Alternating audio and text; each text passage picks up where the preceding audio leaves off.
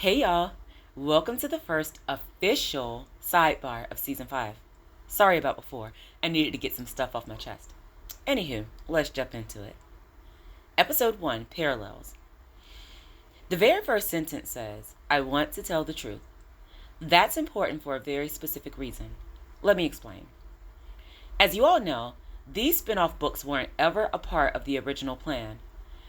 Doing them has allowed me to connect some dots that may not have been apparent in the original books. It has also allowed me to create narratives and expand my audience's perception of who these characters are. The Antonio Project takes that to a different level. So much of Ken's story was centered around Shalonda because they were so young when they met. Also, the original keepsake box gave a lot of information about Ken.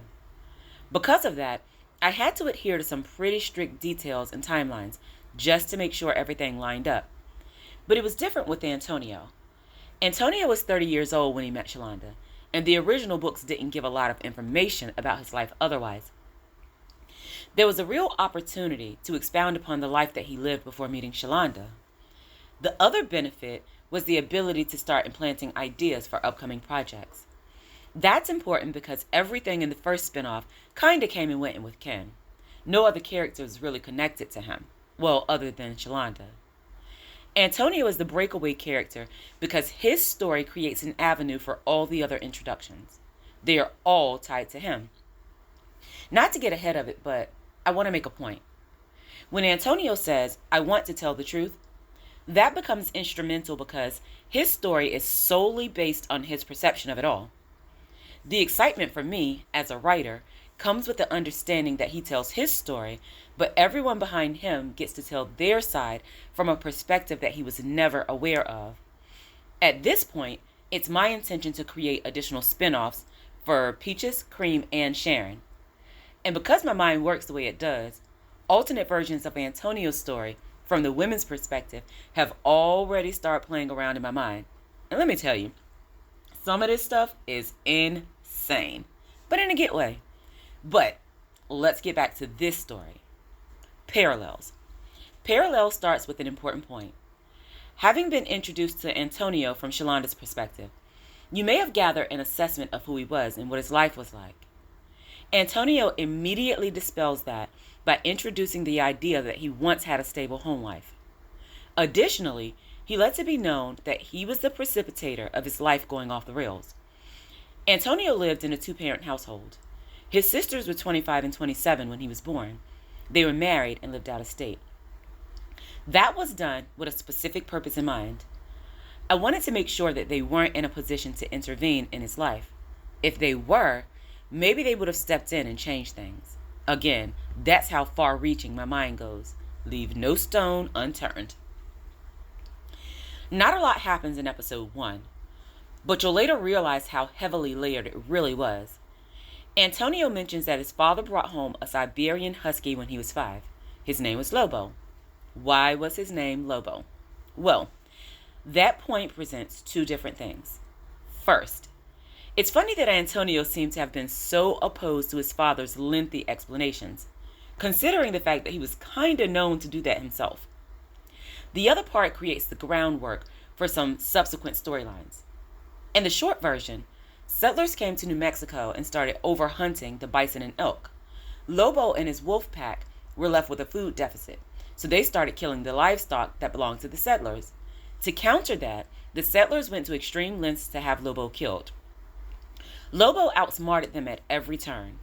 However, there was one area that Lobo couldn't think his way out of. After realizing that Blanca, Lobo's girlfriend, girl wolf or whatever, was his weakness, they killed her and used her carcass to entrap Lobo. As usual, Antonio's father had used an excessive example to make a point. Sound familiar? But, to his credit, 3 points are made. 1. Always use the negatives to overpower your oppressors. 2. Leadership is difficult, but you gotta make decisions to protect what you've built. And 3. Never let a woman be your downfall. All of those lessons were instrumental in Antonio's life. Episode 2, Divine Timing. After feeling that he was in a secure situation, Antonio is blindsided by his father leaving the household. As a result, he started to rebel. Antonio's life was kind of best case scenario as it relates to broken homes. His mother worked and his father paid child support. And Antonio's father still visited the home. On each visit, Antonio's mother would give him the same speech. No, you can't leave with your father, so don't ask. Unbeknownst to Antonio, that was his mother's way of protecting him. She knew that things were playing around in the background, and she felt that she could shield Antonio by keeping it from him. But because he didn't know the situation, Antonio deduced that his mother was trying to keep him away from his father. And because of that, he resented her and became problematic. At 12 years old, Antonio had started to rack up school suspensions, and he was running his mama crazy. Thinking that his father could get through to him, Antonio's mother asked if he could have a conversation with him. The title of this chapter is Divine Timing because everything fell in place and at just the right time. Antonio's mother typically left when his father came, but on that day she couldn't find her keys. Consequently, she was still in the house upon his arrival. Knowing that it was unavoidable, she sat at the kitchen table and smoked a cigarette. It was intentional on my part that the mother's car was parked in the back. The father walked into the house. Surprised to see her, he asked, "What you doing here, Meredith?" To which she replies, "I live here, Cecil." I want y'all to know that I went out of my way to find the oldest names that I could think of. Cecil and Meredith. Anyway, Antonio's father had to talk with him. As usual, he uses an animal reference to parallel human life. In that instance, he talks about how animals in the wild are affected by cortisol and how having an impulsive nature can be detrimental. Frustrated that Cecil isn't more direct, Meredith spills the beans. Cecil says, "Don't make this worse, Meredith." Meredith asks, "Worse for who?" Her frustration lies in the fact that she's on the scene in real time. She has to deal with Antonio's attitude and his disrespect. Yet, his father, the one who created the issue, gets to come in and be the savior once a week. In anger, Meredith tells Antonio that she's not keeping him from his father. She tells him that she made his father leave because he has another woman and twin daughters. Gulp. I find it fascinating that Meredith pulls a Cecil on Cecil. She sarcastically turns her behavior around by saying that her cortisol made her act that way. In a turn of events, Meredith's keys weren't ever lost. Lobo had hidden them in his dog bowl. This is the first time that the legend of Lobo becomes an obvious fixture in this story. Just like in the original Lobo story, he outsmarts the humans, but chaos ensues. Episode 3, So Uncomfortable. You know, so much of this just comes together. If you didn't know better, you'd swear that these spin-offs were a part of the original plan, but they weren't. And because I'm simultaneously creating narratives for multiple characters, I have to implant things that will be important down the line. In doing that, I'm able to lay the groundwork for some important things, but that sometimes comes at the expense of me having to alter my own perception of who these characters are. This spin-off is a prime example of that. If you know me personally, or if you've just been paying attention, you know that Antonio was bae. That's adult Antonio, though. Writing his story has made me have to present him as a bit of a brat. He was an annoying little twerp. And episode 3 starts by Antonio acknowledging that his mother's outburst wasn't meant to hurt him. He knows that it was solely done to expose his father. But instead of placing the blame where it belonged, teenage Antonio made sure to assess some of the blame to his mother as well. In his mind, his mother was at fault because she failed to see the bigger picture. Even though Cecil had crossed the line, Antonio blamed his mother for taking his stability away. If she had stayed, all would be well. Instead, she's 59 years old and single. If you know me in real life, you know how incensed I would have been if this was real. I don't know. I think I rage baited myself. If we were friends on social media, Antonio would have got deleted over that because, boy, what? And because I didn't want that theory to reside in anyone's mind, I made sure that Antonio expressed that he had gotten it wrong. Later in life, he'd understand that his mother was standing on business. Her respect was bigger than her comfort, and Cecil had done too much. But teen Antonio was still blaming her, and he continued to rebel. Being honest, his take on the situation was kind of indicative of who he eventually came to be. Not to jump ahead, but we've already discovered some things about him based on the original books. Are we really surprised that he expected the woman to just cooperate? Anyway, Antonio kept cutting up. He got suspended again, and he expected his mom to fuss and keep it moving. But Meredith wasn't with that mess. Meredith was not with that mess. She was sick of patching it up, so she decided to share the load. Meredith drove Antonio to the apartment where his father was living with his girlfriend. To capitalize on an important point, Meredith found out about Cecil's affair because the other woman, Brenda, called her. I'm on the fence about who is the boldest of the two. Meredith showed up to drop her son off with her husband's girlfriend and told this lady that she won't work in a pie shop. But through the interaction, you realize something. Brenda says, I can't take him. To which Meredith responds, why not? From what you told me, you took his daddy. Yeah? Did you call that lady and say that? Either way, Meredith says she'll be back in 5 days. Antonio, who got threatened and locked out of the car, is forced to retreat to Brenda's apartment. Brenda, who had obviously been crying before their arrival, had no pity for Antonio's tears. She told him to pull himself together so her daughters wouldn't be uncomfortable when they got home. They made a pact to make things look as normal as possible. And to sell an earlier point, Brenda made it obvious that she was going through it with Cecil.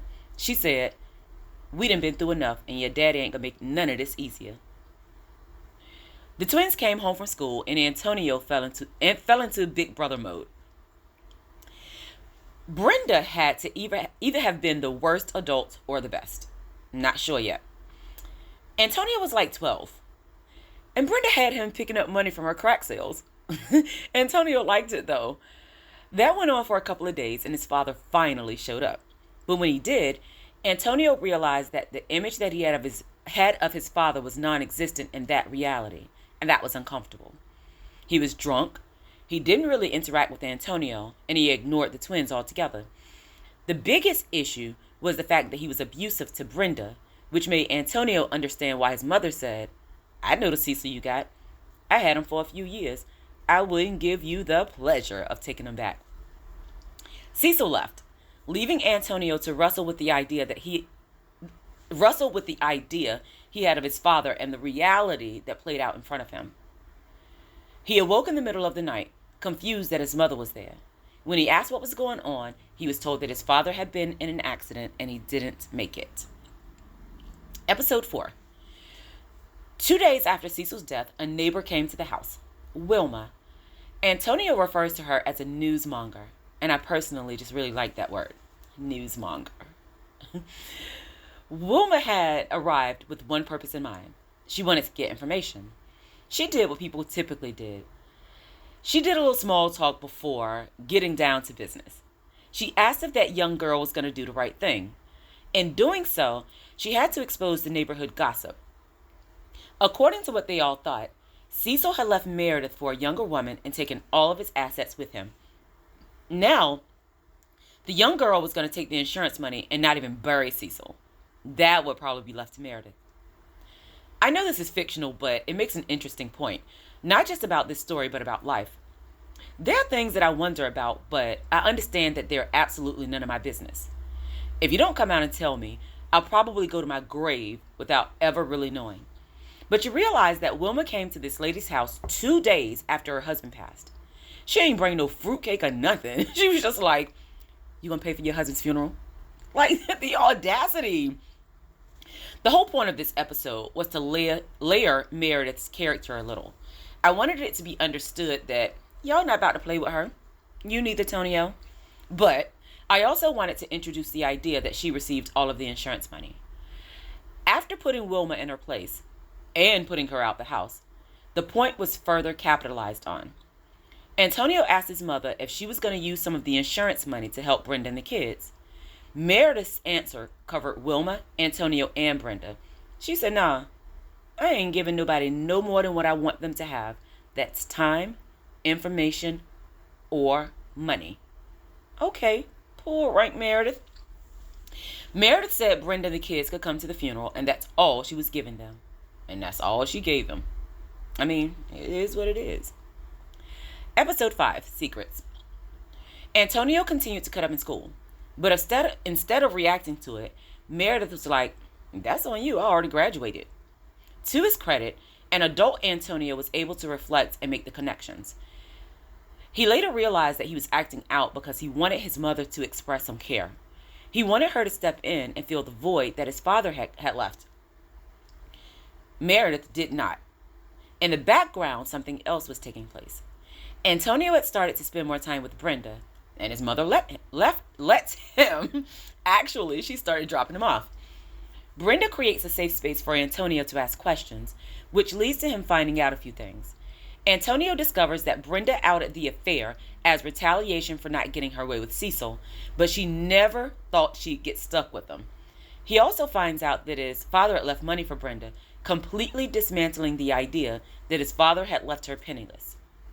Brenda told the story of how she met Cecil, and it was basically because she was doing drug runs for her uncle. The irony is in the fact that the drug game brings the most unlikely of people together. Obviously. Brenda was 30 and Cecil was 52 when they met. But the biggest secret that came out of that was the fact that Cecil was a drug dealer and a drug user. The latter may have contributed to the accident that took his life. Oh yeah, and Brenda started showing Antonio how to sell drugs, just like her uncle did her. Episode 6, Loss and Hard Lessons. Brenda and Antonio are getting closer, and they start sharing more than secrets. Brenda is teaching him how to sell drugs, but she's also allowing him a measure of freedom that didn't accompany his life at home. He's hanging out, cursing, and even had a little girlfriend out there. Antonio falls into a familiar trap when he takes some weed to school and it falls out. When I say he fell into a trap, it isn't because somebody tricked him into something.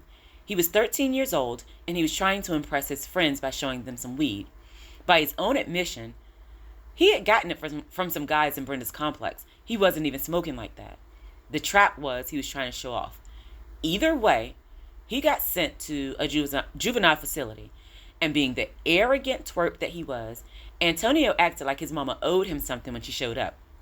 Unbeknownst to him, Meredith had told them that she'd only allow him to leave if he acted sensibly.